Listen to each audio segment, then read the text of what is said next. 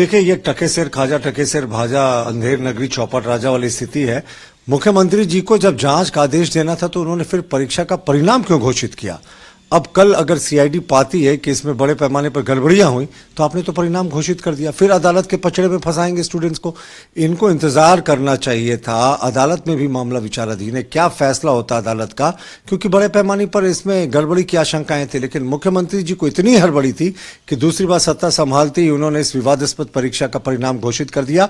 15 तारीख को छात्र प्रदर्शन करने वाले हैं रांची में पूरे प्रदेश से आकर, उन पर भी राज्य की पुलिस सरकार के इशारे पर दमन चक्र चला रही है और रात में गिरफ्तारियां हो रही है। तो ये कैसा प्रजातांत्रिक मूल्यों का आप निर्वहन कर रहे हैं मुख्यमंत्री जी? पहले आपने परीक्षा का परिणाम जारी कर दिया और आप जांच की बात कह रहे हैं।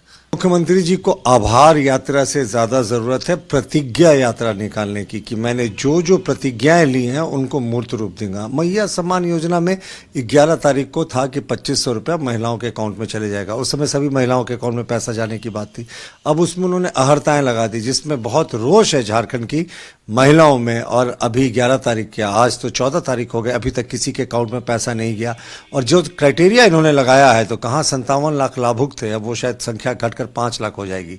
इसके अतिरिक्त 450 रुपए में गरीबों को गैस सिलेंडर देने की बात थी, इस अनुपूरक बजट में उसका भी कोई प्रावधान नहीं किया गया। नौकरियां निकाल रहे हैं मुख्यमंत्री जी, लेकिन 3rd और 4th ग्रेड की नौकरियों में कहा 100% आदिवासी मूलवासी को देंगे, पर यहाँ स्थानीय कौन है यही अभी तक परिभाषित नहीं किया गया।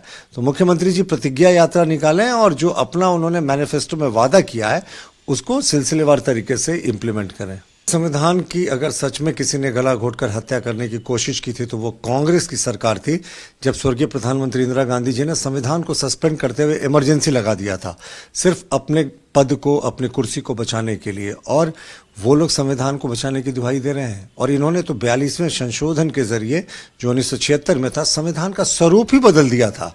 बाद में सुप्रीम कोर्ट ने Minerva versus union of India के मामले में 1980 में इस 42वें संशोधन के विवादास्पद प्रावधानों को हटा दिया।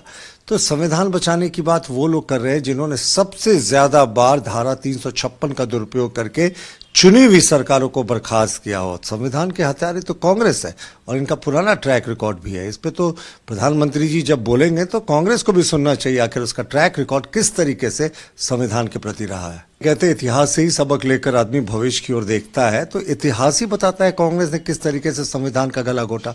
और ये हमारे कार्यकाल का बता दे, वो अटल बिहारी वाजपेयी जी का कार्यकाल हो या मौजूदा कार्यकाल हो प्रधानमंत्री नरेंद्र मोदी जी का, क्या हमने एक भी चुनी हुई सरकार को बर्खास्त किया है? जबकि कांग्रेस ने 100 से ज्यादा चुनी हुई राज्य सरकारों को बर्खास्त किया 356 का दुरुपयोग करके। आज वन नेशन वन इलेक्शन का विरोध वो लोग कर रहे हैं जो बाबा साहेब अंबेडकर की परिकल्पना थी।